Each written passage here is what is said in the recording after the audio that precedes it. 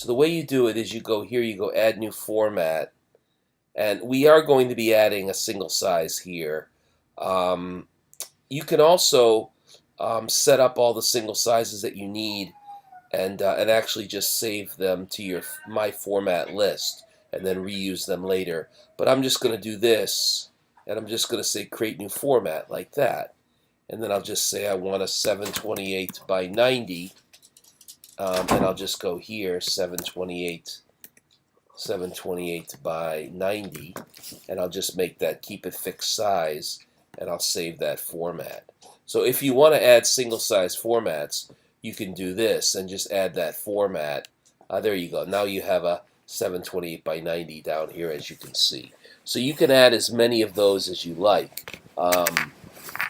Thanks.